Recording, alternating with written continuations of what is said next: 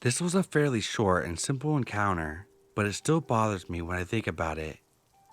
I'm a female and was 18 at the time. I was walking home alone from a night out with friends. For some reason, I thought I was invincible. It was something I will never do now, even if I had been drinking. I was walking back on the main road by the sea, but because it was very early in the morning, there was absolutely no one around and it was very dark. A man in a yellow car slowed down beside me and said something like, "Get in, I'm a taxi, get in." Taxis are black where I live and are required to have certain stickers to identify them as a legit taxi. I was drunk, but not stupid enough to buy it. I knew that he was not a taxi driver, so I kicked up a fuss and shouted at him, various fuck offs, "You're not a fucking taxi," etc., and he drove off quickly. What bothers me is, if he did try to physically overpower me, he probably would have.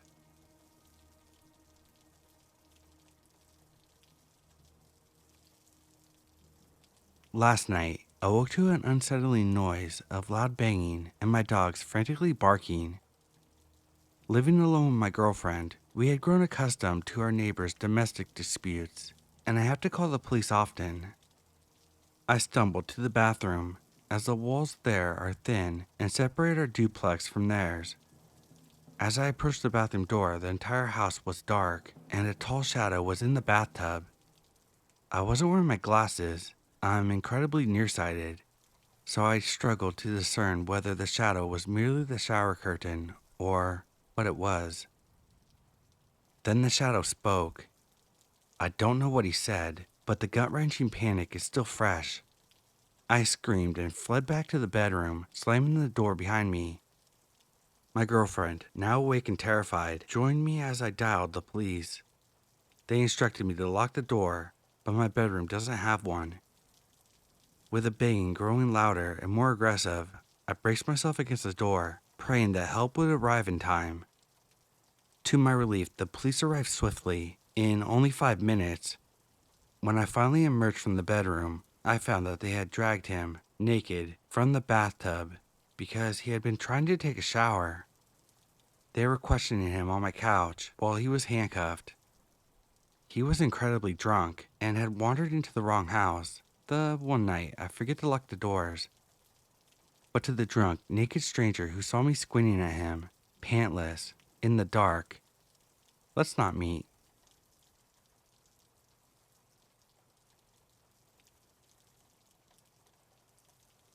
My girlfriend and I arrive at a remote stretch of forest around dusk. We see two strange-looking men sitting on some rocks, but didn't think much of it. We drove about 2 or 3 miles further into the forest and set up camp.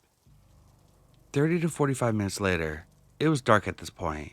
One of the two guys walked up to our camp and yelled, "Hello?" I responded and he asked if he could walk through our camp. I asked him why, and he said that he needed to get to the other side of the creek. He walked around our car, and once he saw my girlfriend, he stopped and asked her if we smoked. She said no. He crossed the creek and walked into some bushes and turned off his light. I stood at the bank of the creek watching him, and he just stared back at us for about 5 minutes. He eventually walked away. We threw everything in the car and left. Also, there was nothing on the side of the creek he crossed. No campsites, no trails, nothing. Weird behavior. I didn't think much of it until he turned off his light and stood in the bushes. Also, where was the second guy? There were no other campers at this stretch of the forest, and we didn't see any vehicles. We were the very last campsite on the road. There's nothing past us.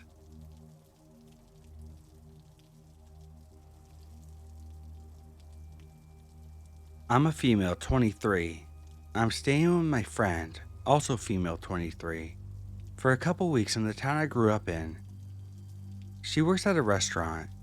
Without giving away too much details about the location, it's a plaza with a river nearby, a movie theater, restaurants, and boutiques. We entered through the parking garage on the bottom floor, which has 3 stories, both elevators and stairs. This is important. Her shift was about 6 hours, so I decided to do some shopping, listen to music, and walk around before eating at the restaurant my friend works at. I was sitting at a bar on the corner alone, listening to music. A bigger man approached me. He had a security guard beanie on that was incredibly dirty and tattered up. He was muttering, and his eyes were barely open. What I got from the muttering was, "Are you? I like your. Is anyone sitting?" But keep in mind, it was incredibly muttered. I'm just guessing what he was trying to say. All of this was said while he was switching back and forth between looking in my eyes and staring at my chest. I told him multiple times I couldn't understand what he said.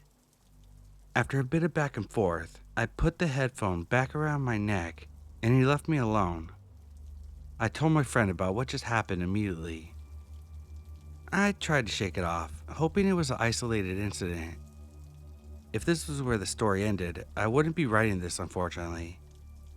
But an hour or so later, I see someone approach the bar to my left out of the corner of my eye, and I felt their eyes on me. I didn't look, but somehow I knew it was him. My heart started beating really fast. I texted my friend and told her I felt really sketched out. I wanted to believe that I was misreading things and just letting my anxiety get the best of me, but I couldn't shake the feeling. 30 or so minutes later, she gets off. As we walked towards the parking garage stairs to get to our car, I saw him sitting on a bench waiting for me.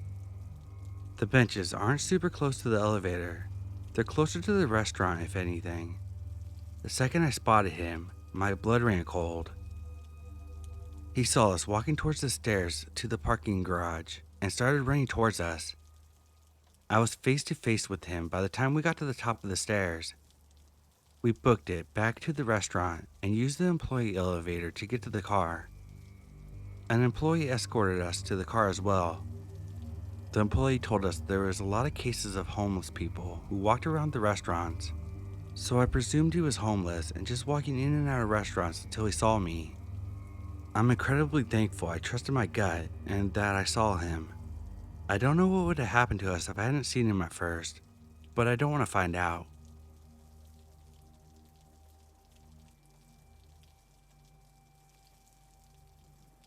I was 15 years old. My family had just moved to a city. My parents found a house to live in, which was very nice. My parents slept on the first floor where the kitchen and living room were also located. My brother and I slept on the ground floor in the rooms next door. An important detail, our rooms opened to the game room with 3 small windows. One evening in the first week after we moved, I was so tired that I fell asleep very early while scrolling through TikTok. I woke up a few hours later, around 2 a.m., with the feeling of being observed by something. I stood in complete darkness for a dozen minutes, then grabbed the remote control and closed the shutters on my windows. After this, I tried to go back to sleep, but I couldn't because the feeling of being watched didn't leave me. So I kept busy as best I could.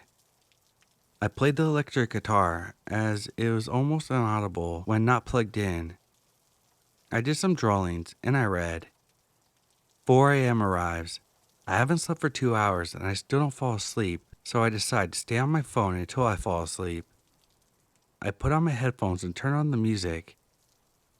Suddenly, I hear tapping on the window in the game room, which is just behind my bedroom door.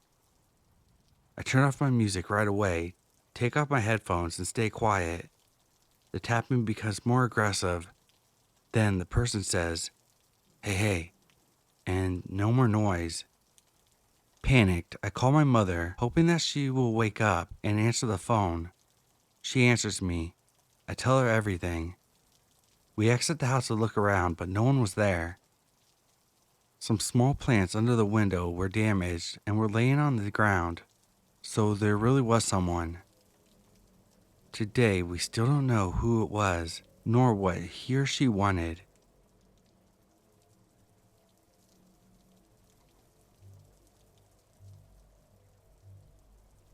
So this happened in June, and I thought I would share it here.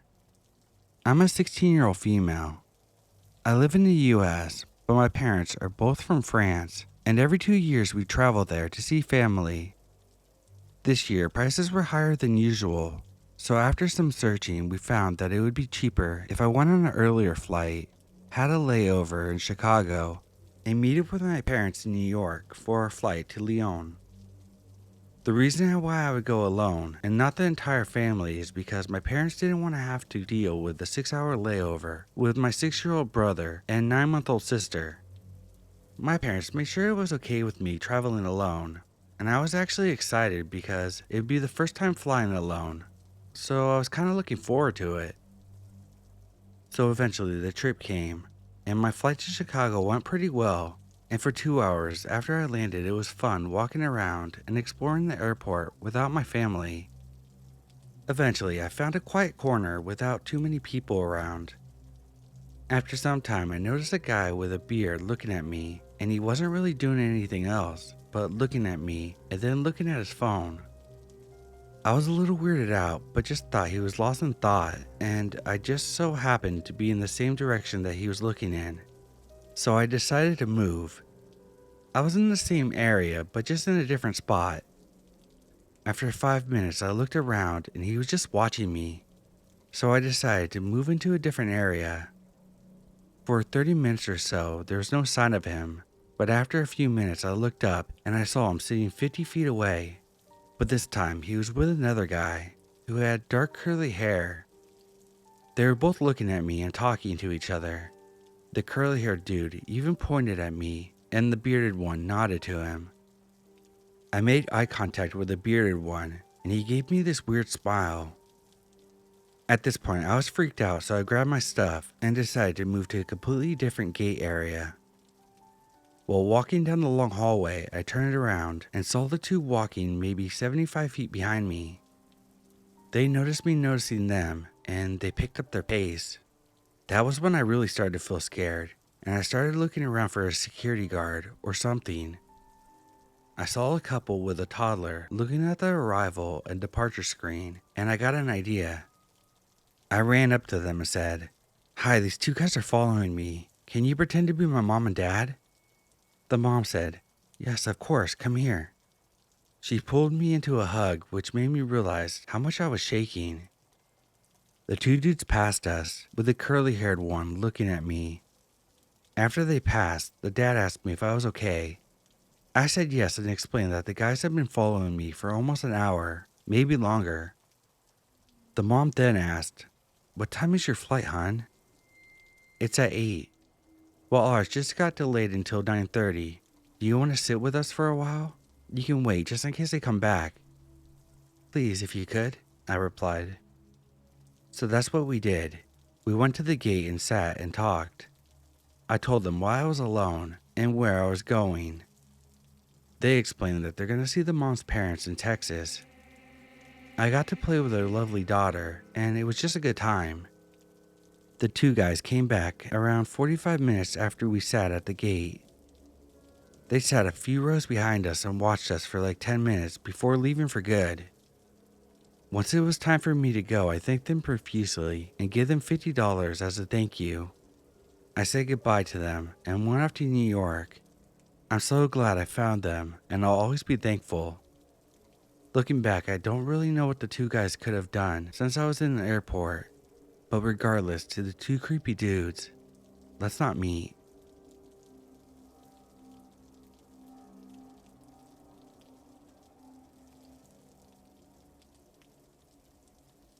Trigger warning for this story.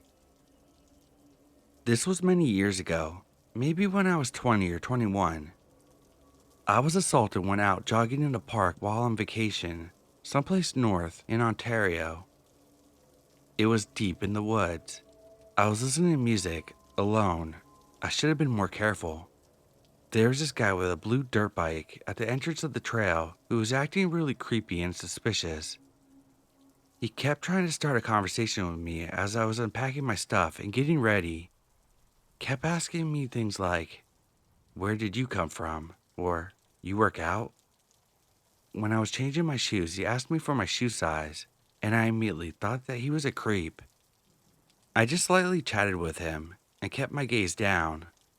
I was wearing a hat, so I was hoping that it would hide my face. Nearly half an hour of jogging and sightseeing, I saw the blue bike ahead.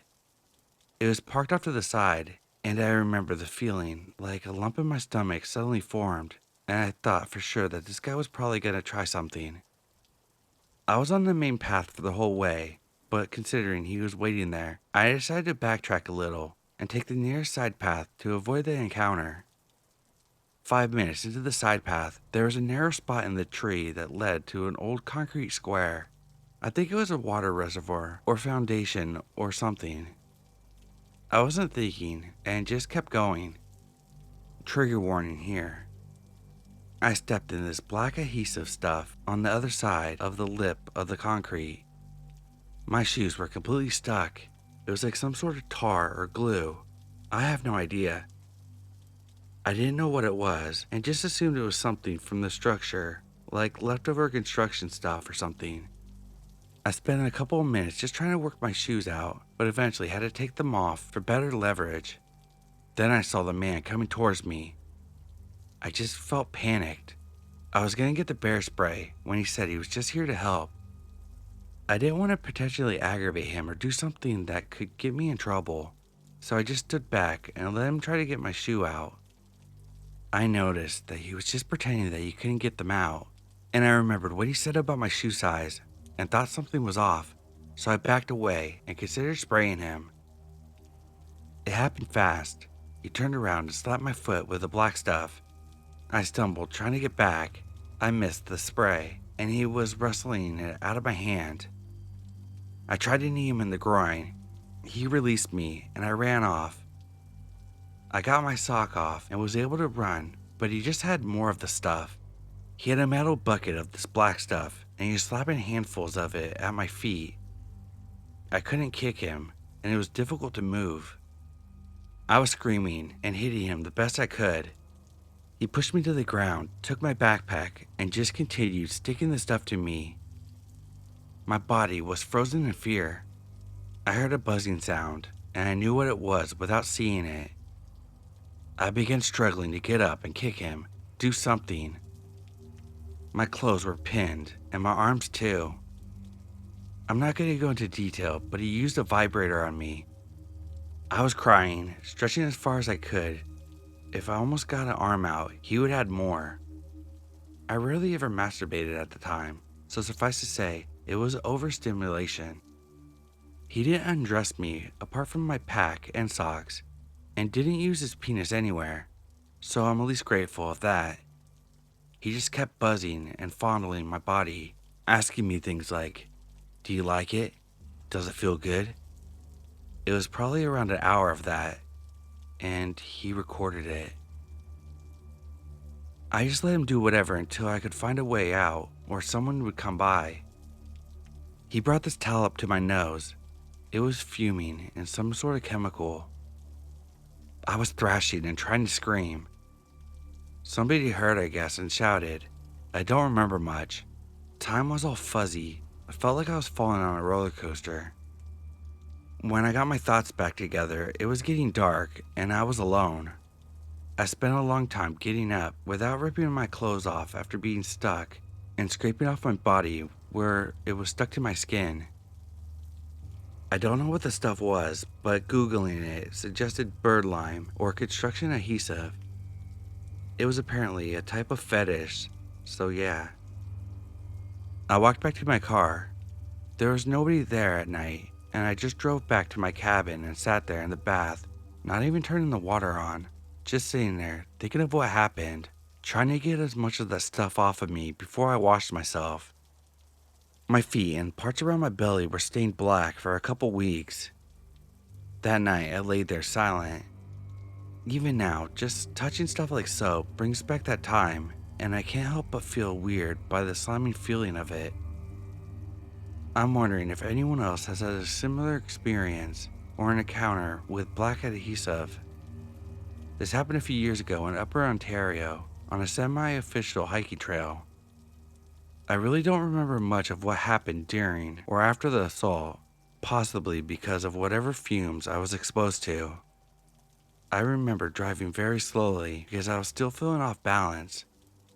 In hindsight, I probably shouldn't have been driving, but there was no traffic that late.